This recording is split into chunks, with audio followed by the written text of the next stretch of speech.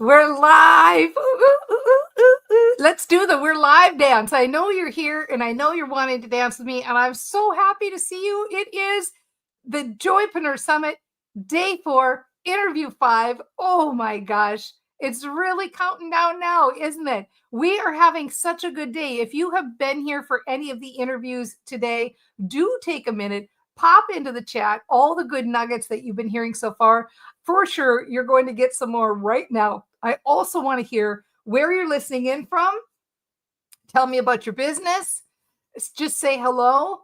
Give me your sun sign. I don't care. I just want to chat. So do put it in the chat. I would love to hear from you. And we are going to get started. I'm going to introduce you to Dr. Jane Tornatore in just a moment.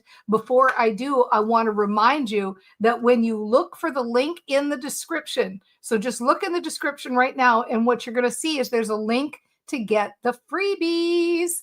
Dr. Jane has a freebie. And everybody who is on today has a freebie, and everybody who is on the summit has a freebie, and all of our sponsors have freebies. We're talking like so much good stuff. That's all my favorite price, free. You can go ahead and look and pick and choose the things that you want, but it all starts with that link in the description. While you are in the description, remember there's another link, and the other link talks about joining the Positive Mindset Entrepreneurs Club. Aren't you tired of building your business alone and trying to figure everything else out, like out of your own head, and be like, what do I do next? Or should I try this? Or should I try that? And getting distracted by everybody on the net who's telling you that the only way to build a business is to work harder? Well, come and play with us instead, because we will help you to leverage the power of mindset. Mindset, the way you feel, what you expect, the way you think, that's really the only thing that builds your business anyway. Come and discover how to build your mindset the feel good way, how to build your business the feel good way. And when you do, today's the last day of the summit. Take advantage, limited time offer. I will send you the pen of expectation in the mail. Whatever you write with it will come true. And yes, I do ship worldwide. If you're already in the club and you're like, hey, I want that pen, go look at the post I made yesterday, because there is a way for you to get it too. And I know you want to come play with us, because you know what? Don't you listen to all of these different speakers and go like, oh my gosh, they're so cool. I want to hear directly from them. I want to go hang out with them. Well, that's where it's happening. I know. Great summit day, right? Thank you for that, everybody. I know we got Ecuador in the house, Pennsylvania's in the house, Maryland's in the house, Canada's in the house. This is great. Yeah, woohoo. Oh, you got another freebie. That's great. I know. I love this, Ellen, how you're coming in and updating on the things you're getting. That's so sweet. I love it. I know there's so much good stuff out there. So without further ado, let's get to it, because you are about to meet Dr. Jane Tornatore. And I'm going to tell you something. She is so varied and has so many interests, and her specialties are being a brain geek and self-compassion. If you've ever felt like you're not enough, this is the interview for you. She is a coach. She's an author. She's a therapist. She has worked with her clients to help them get over those unconscious beliefs that don't bring them where they want to be. She's helped them to realize that they're already enough, so that they can go out and shine brightly and be their biggest, brightest selves in the world, and finally have that self-acceptance that they're looking for. So without further ado, please help me to welcome Dr. Jane Tornatore. Yay! That's the most fun, isn't it? We should just do that all day, every day. Yeah. I remember I had a friend one time who was a musician. And I thought, everybody's life would be different if they had a whole crowd of people just applauding them at the end, standing encore. Like, imagine the accountant that comes out and everybody's like, yeah. Okay, we digress. I want to talk about this right off the bat. I want to jump right into this whole feeling of not feeling like enough, because I think this is pretty huge. And so I know that when your clients come to you, this is where they're at. They're not feeling like they're just enough in their lives. And so can you speak to that a little bit more? Like, what kind of problems are they experiencing? What's going on in their lives when they first come to you? Why are they needing what you have to offer? Yeah. Well, it's fascinating because the women I work with are like, they're high achievers. Like whatever they do, they seem to do really well and they do like a gazillion things.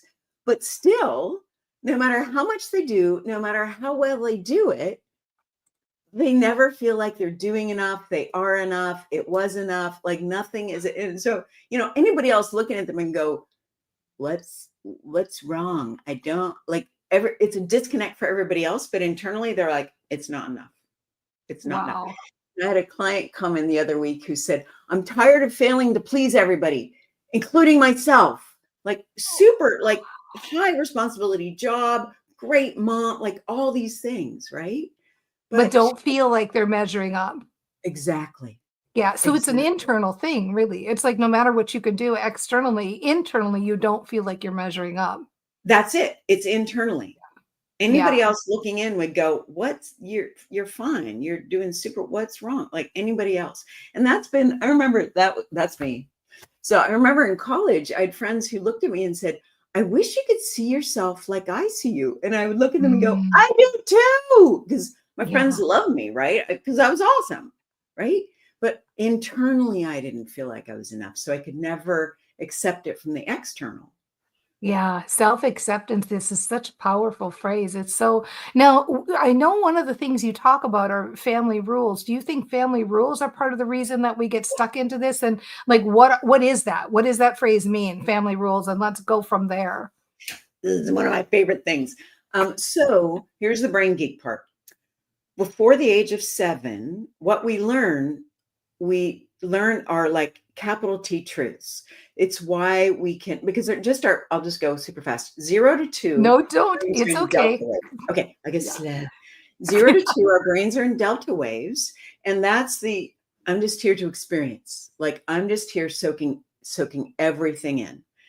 2 to about the age of 7, we're in theta, which is the state of hypnosis, right? Yeah. So truths come to us or things come to us and we're going, that must be true, which is why we believe in Santa Claus, the Easter Bunny, the Tooth Fairy. Like, really, hey, here's a guy on a sleigh with flying reindeer and he delivers packages to all the kids. Like, great. Like pre-7, we're like, oh, that's awesome. After 7, we're like, really? Is that at the age of 7, we start having beta waves, which is the waves that help us discern and determine and look at it and go, is that really true?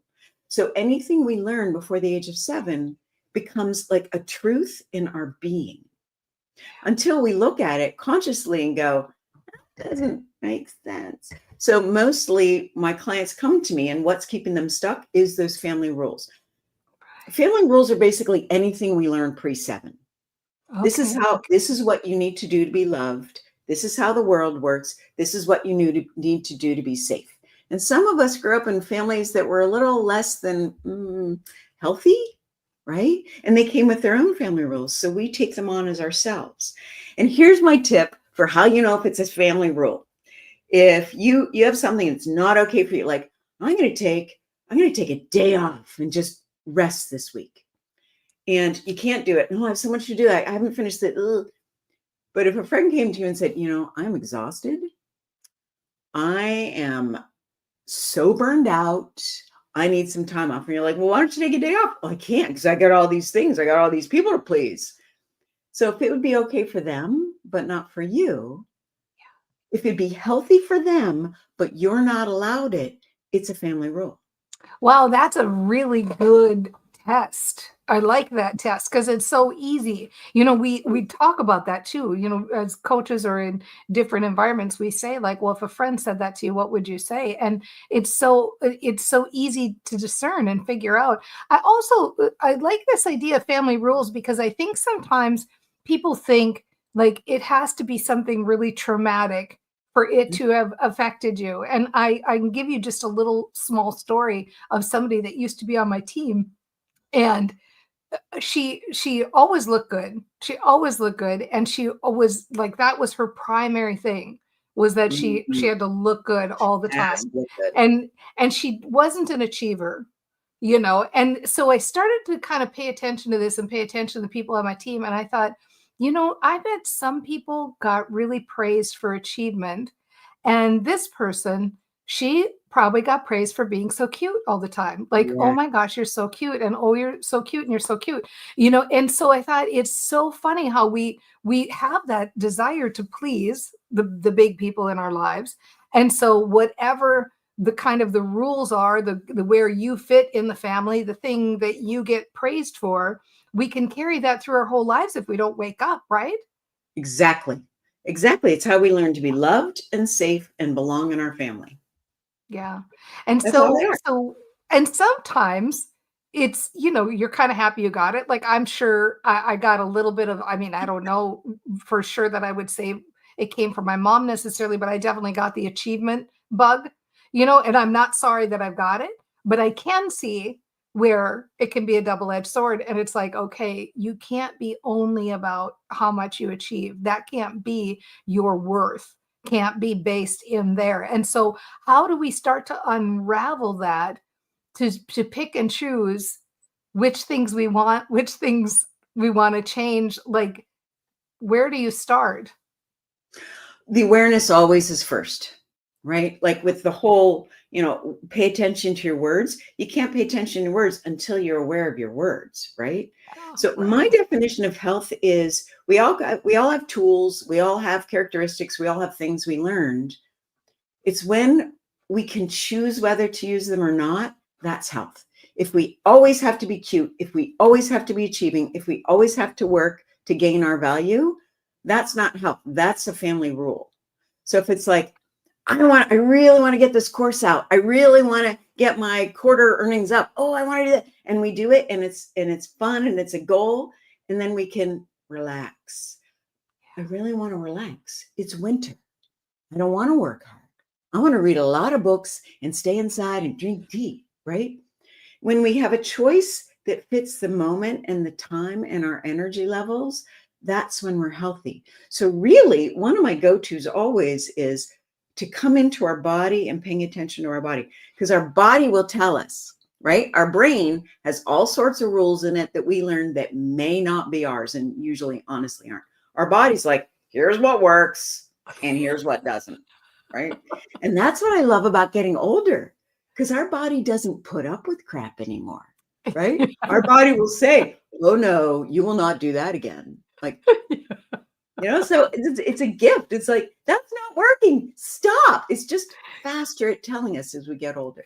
Yeah, and if you tune into it, like you said, it starts with awareness. And if you do tune into your body and really believe what it's saying, like, okay, I am kind of dreading this, or I do have a pit in my stomach about this thing, or, Yes. I can tell I'm feeling fear or anxiety about this. Like, if we just accept it, that it's okay to be aware of what's going on and and identify it, like that's your access point to Yes. starting to understand the stories you're telling yourself that get you the results that you don't necessarily want. One of the things you just said in that previous section there that I want to come back to is you were talking about the words we use.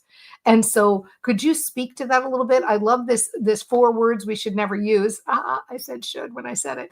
Right. I love this. Nice catch. Nice awareness, Dana. I know. Please speak to that a little bit. I'd love to hear the 4 words and tell everybody else. Yeah, this is one of those things that if I had a gravestone, which I'm probably going to want to be planted under a tree, but if I had a gravestone, it would be this. I would ban the words should, must, have to, and need. And for Midwesterners, gotta, right? Because when we use them, we all learn them to make ourselves better. Like the people who come to me use these words all the time because we learned that they make us better. We will work hard. We'll do the stuff that we've been avoiding and don't want to do. And we're going to gut our way through, right? The problem is they do the exact opposite. If we tune into our body, like we do an experiment with me now. Sure. Okay. Yeah. What's something you should... Everybody do this experiment. Okay. Yeah. What's something, think of something that you should do, or you need to, it's on your list. Okay. You got to do it. You have it? Yeah. Okay. Now say it, for those of you at home, say it out loud or to yourself, say it, and then close your eyes and notice how I should do, I need to, and then notice how your body responds to that phrase. Yeah. Like what do you notice? Right? Right? My shoulders go forward. Some people Yeah. get tense. Yeah, some people's stomachs get upset. The body's like, that feels awful. Well, that's not motivating, right? If something feels awful at the very thought of it, we're going to do everything else but that thing, right? So what we use to motivate is actually literally demotivates us. It's backwards from what we learned, Yeah. right? So here's the solution. Say it'd be a good idea or it'd be helpful. So take that same thing that you just said, close your eyes, say it'd be a good idea or it'd be helpful to blank. And then notice what your body does. And what do you notice? Feel like I'm ready to go. Like Yeah. that forward Yeah. motion. Some people feel lighter, some people feel more grounded, some people's body feels quieter. You're saying the same thing, only you're using words that will move you toward what is on your list versus away. Now, if it's really true, if you really want to motivate yourself, only if it's really true, say, I want to, or I get to. Now, if I use that, I want to do my taxes, my body's going to go, you're lying through your teeth. So only use that if you really, really want to do it. Well, that's why I like your transition statements. Like those are something that anybody can use, the things it would be a good idea. I mean, anybody can use that, whether or not. It's funny because when I first learned this kind of concept of those words, I was with a training with a guy named Lou Tice, and he used to always say, choose to, want to, like it, love it. And those are all good phrases. This is, I love you, Lou, even though I know you're non-physical now, but choose to, want to, like it, love it. And what I realized at the time when I was learning this is that we get in habits of language. Like we say, I have to, not even sometimes because it's a negative, but kind of like, oh, I have to pick up a birthday card. Oh, I have to, it's like, I have to remember. And it's just kind of like lazy language. Like we aren't mindful. And so of course I learned that lesson and then I practiced it for a long time and then I forgot it for 30 years. And then you came in and you reminded everybody in the club when you came to the club and we're talking about this. And I'm like, oh yeah, the power of language. It's like when you wake up in the morning and you say, oh, I get to do this today. I get to do the summit today. Like it changes your whole physiology and it changes the way you think about it. And it's not like, oh, you're a bad person if you say should. Like I still catch myself saying should all the time, but it's more like try to be more mindful of it because you have the opportunity here to change your physiology, Yes. And I love what you said because this goes even deeper than just the surface. Like everything does. We just don't know. We just see the surface level and all sorts of stuff is happening underneath based on what we're programming on the surface level. So underneath, when we say I should, I have to, we're basically saying I have no power. I'm just this little drone following along on this list of to-dos and I got no power, no agency. But we're the one choosing, right? I choose. Like I choose is such a powerful word because when we say it'd be a good idea or I choose to do it, we're like, yeah, I'm doing this because it's important to me. It's part of my value system to pay my taxes. So I'm going to pay my taxes, right? It's not like I have to, I'm a victim. No, I don't want the consequences of not paying. I do. It empowers us to say those words versus I have to, which is completely depowering. Do you know what you're reminding me of? Power. What? You're absolutely right. And this is your thing, like giving people more power, giving them more self-compassion and self-acceptance and all this. And it's so easy. Like these are such little easy fixes. People think like, oh, to be happy every day, it'd be so hard to be happy every day. And I'm like, you know what? If you would just do these little tweaks, like instead of saying like, oh man, I gotta do the summit today, instead of being like, I get to do the summit today, like it changes everything, oh, I have to pick up a birthday card. Oh, I want to pick up a birthday card for my mom. I just love her so much. It's so simple to be happy if you just make the slightest bit of attention and awareness to the way we're talking, Exactly. And why it's so powerful is I learned this from you, the reticular activating system. So when we do conscious things, I get to, right? We are programming our own conscious to do the work for us, to look at all the things we get to do. to look at all the things we enjoy. So just by Yes. doing these little tweaks, we are putting so much power to work. We don't even have to consciously do it. Yeah. So these little tweaks have levels of influence that takes no extra work for us. You're We just have totally to be right, because aware. then you get your brain on board doing it. For those of you who haven't been following the channel, the reticular activating system is like a little matchmaker that lives in your head. And the words you use, it's like scanning the world, getting you more of that. So when you talk positively, you get more, and you're spot on. Now your brain starts doing the work. You know, I have to ask you, because I know that you used to hate doing mantras. And so can you talk a little bit more? Because I know there are people out there too who are like, oh my God, I gotta say my mantras. So I how do suck at you my mantras, right? Yeah. how did you make the shift on it? So I'll do a before and after story. So when I first learned about mantras, I was reading Wayne Dyer, a book by Wayne Dyer, and he said, how you speak and how you think affects your life. And I looked at it and went, I am so screwed, right? That's where I was. I am so screwed, because I was like, I just got out of grad school, had tons of debt, and I'm like, I'm fabulously wealthy. I was like, you are such a liar. You suck. So mantras made me feel worse. And I'm like, I can't even do mantras. That was my belief system. That's where I came from, right? And then a friend of mine gave me your Train Your Brain book. Oh, And you cool. did mantras in a way that was just like, tune into where you are and just do a little more. Like, do a mantra that makes it feel possible versus too big or too small, right? It's like you did a beautiful job of titrating them so they actually work, right? And Thank so that's what I you. do all the time. Yeah. It's like, Thank you. don't do what they say, do what works for you, right? And Yeah. your book is the one that taught me that. Thank you for that. That makes me so happy to hear. I really appreciate that. You know, I want to make sure that we talk about self-compassion. And so I'm going to squeeze it in here, even though it's kind of like not necessarily the next logical thing, but it's such a big thing. Like, I have to tell you, I've often thought that if you could give You the don't have to world tell one, me. yeah, I want to, I get to tell you. I've often thought that if you could give the world one thing, if every person would just have self-compassion, think about what a different world we'd have. And even me, like, I teach brain training, and I could say, well, if I could teach the world to think positively, but truthfully, self-compassion might be the number one thing that the world needs now. And so when somebody is here listening to this and they know, like, they're easy on everybody else around them, but they're hard on themselves, what do you do for that person? How do you start getting people to instill and get more self-compassion? Yeah. The way I first start is hand on heart and just go, oh, I'm hurting right now.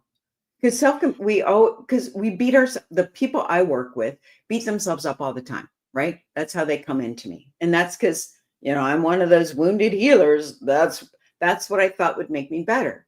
So first be aware of, like, how do our thoughts actually feel? I feel like I'm a complete failure, right? It's like, so feel like, oh, I'm hurting. I'm hurting with what I say to myself. Mm. That belief hurts. Hand on heart activates. It makes self-compassion more available to put our hands on our heart, right? Because we're giving the Mhm. signal, pay attention here, not to the family rules. Pay attention to your heart, right? So I'm hurting. And then one of the things I say constantly make my clients, and they're like, you're human. Here you are being human. Or more precisely, look, you think you're not human. Oh yeah, I'm gonna do 16 things tomorrow on our list. I'm like, oh, look at you. You think you're not human. How adorable, right? And then they laugh, right? When we can laugh at our foibles, when we can laugh at the family rules we learned, Mm. then we've got the flexibility and the openness to say, well, I could say maybe it would be helpful to me for me to be kinder to myself. Not I should be kinder to myself. It would be helpful for me to be kinder to myself. And our body's going to go, It'd be a good idea. yeah, it would. It would be a good idea. Yeah. And our body, when we say what is true, even if Mm. it's, I want to hit that person right now. I'm not going to, but I really want to, right? If we can just go, oh yeah, I must be really hurting. Yeah. I'm hurting. And that's why I'm thinking that. If we can have compassion for who we are. So when we say that, yeah, I'm not happy right now. When we say it out loud with kindness and compassion, our body calms down, our nervous system calms down. And and I'd like to be happier. I'd like to use more mantras. I'd like to be more positive. Yeah, I really would. Then our body goes, oh, that might be possible. Not I will, but oh, I kind of like that. And when we get that'd be kind of good, right? Then we've got the energy, we've got the dopamine, we've got the internal chemicals moving us that direction versus the shutting us down from the negative language we learned. Yeah, so true and so good. And I'm thinking about that admitting where you're at, that admitting, I'm hurting. What happens is you give up the resistance. So you give Yes. up the resistance to be like, no, I'm fine. I can power through. Or no, it's okay. I know they didn't mean it. I'm just gonna, it's I'm you give better up. than that. I'm not. Yeah. You're right. Yeah, you give up that resistance when you just Yeah. admit, you just Yes. admit like, We're women. even if it's not hurting, it can be like, I'm angry right now, or I'm Yes. whatever you're feeling in the moment. You can own it because I'll tell you something. And you made another comment that I think is really important to reiterate is that when you start to get really good at accepting this and just saying it, and here's where I'm at, and having self-compassion, it's so much easier to laugh at it. And so what starts to Yes. happen is the things that would have made you feel embarrassed or not perfect before suddenly become like just one more thing that happens in the Yeah. adventure. You know what I mean? Like one more crazy thing that I get to laugh at, that, and so you don't feel so attached to being so perfect. I'd like to say that I have a high tolerance for public humiliation. Because you get to where you're like, all right, well, let's try this. I'm gonna fail, but who cares, So I just think this is such good advice. Jane, I want to make sure that if you have some kind of parting thing, like everybody's listening to this and you've given so much already and so many things you can implement, like you all got this, and we'll recap them here in the end. But I'm wondering if you could give them one piece of advice, one parting shot before we leave of like, do this, or here's my message to you. What's the thing you would like people to hear from you before you say goodbye? Yeah. Gratitude is so powerful, right? I have a practice of when I wake up in the morning and then periodically throughout the day, I just feel gratitude. And I don't make a list because I'm a perfectionist recovering. So I would critique my list. So I would feel bad about my gratitude. Like I have all sorts of ways to feel bad about stuff, right? Yeah, So I would feel gratitude. And can I tell you my gratitude story? please. Oh, it's so good. So when I first started my business, every year I'd make more money, like $5,000, $10,000 more. And I never, like at the end of the month, I was always like, can I buy that shampoo? I don't think, like, I couldn't go out to eat, like, no. And I was like, this is making no sense. I'm making more money. I have no more money. Like I was like, look, I just knew it didn't make sense, but it was my reality, right? So I just learned about gratitude. And so I did two things one year. I started my gratitude practice, 30 seconds in the morning. That was it. I felt gratitude. And I bought a cup of coffee a week, whether I could afford it or not. And I was literally, that was my reality. Can I afford a cup of coffee this week? So I'm like, I'm going to buy this coffee. I'm going to have enough money for this coffee, right? And still have money for my shampoo. At the end of the year, Dana, it was just really weird. For the first time in 5 years, I made no more money. The first time in 4 years, flat line on the income, right? But I had savings. I was eating out. Wow. I had money for shampoo at the end of the month, right? Wow. I'm so glad I didn't make any more money because it really clued in. It's about mindset, people, Yeah. Yeah. right? Yeah. Right. It's about how wealthy you feel. how you feel about your life, not about what Yes. you're seeing externally. Like, really great story. Yeah, Dr. Jane, you're so good. Yeah. Gratitude is king. You heard it here. Gratitude Parting is shot, key. Absolutely. queen. Queen. Queen. Thank Is you that so the much queen? for Yeah. thank you so much for being here. This was Oh, just such awesome. pleasure. I loved it, and I know you loved it too. Like, did you really take all of that in and really think about that? How are you speaking to yourself? What are the words you're using? And I'm telling you, I'm as guilty as anybody, and it's my desire, especially after being reminded of it again today by Dr. Jane, to really start to be more mindful about that language, because I'm going to tell you something. When you do it, when you get more mindful, it's just like learning how to stand up straight. At first, it's unconscious and you keep doing it over and over again, but pretty soon it gets to be like muscle memory. And imagine if it's muscle memory to use these good phrases, these phrases that naturally train your brain. Which family rules have you got going on that you can shift just by awareness? And how do you know? Pay attention to your body and know that your body will not steer you wrong and tell you the truth. Really put your hand on your heart and own where you're at. I mean, there was so much good stuff in this interview. And I know you hear this and you go, oh my gosh, I totally want to get to know Jane better. She's so awesome and fun and cool. Well, guess what? Besides joining the Positive Mindset Entrepreneurs Club, which you know I would like you to do, I want you to go get her freebie. And you know what she's going to give? Her entire ebook, the whole thing, not just one chapter. Everything is perfect, just not me. A roadmap for self-acceptance. Oh my gosh, there's those words again. How do you like that? You can get that for my favorite price free. And you know how you do it? You head over to the link in the description. Let me put my little banner up here. Link in the description and go in there. Get the opt-in. You will get that book, which is going to help you get on the path to change those thought patterns. Like you just heard the tip of the iceberg today from Dr. Jane. Imagine all the goodness that's in that book. And in addition to that, you get freebies from everybody who was on the summit today, everybody who is on the whole summit, and all of our sponsors. For example, today's sponsor is Karen Mitchell. Do you know what? Do you need a logo for your business? Well, Karen Mitchell is a graphic designer, and you definitely want to check out her work. She works with solopreneurs and entrepreneurs just like you. Go check out the link in the description. As I said, you not only get Dr. Jane's book and you get to hear from our sponsors, but when you sign up for the Positive Mindset Entrepreneurs Club, you also get the pen of expectation. Everything you write with it will come true, and it comes in the mail. And yes, I ship worldwide. And you know, you want to hang out with a group of people who get this. They get that mindset matters most. They get that it's a good idea to be compassionate with yourself. They help you stay on track. You have a place to show up so you can build your business the fun, light, and easy way. Oh my gosh, we're having some from now. Let me give you Jane's mantras because these are so good. I can do it. I can figure it out. Yay me. I want to, or I want to, I want to. That's great. Fill in. I want to, I want to, I want to, I want to. Okay, so next up, Julian Crossan Hill. We're going to be here in 27 minutes. 27 minutes, top of the hour. He is a spiritual life and business coach. I'm going to tell you something.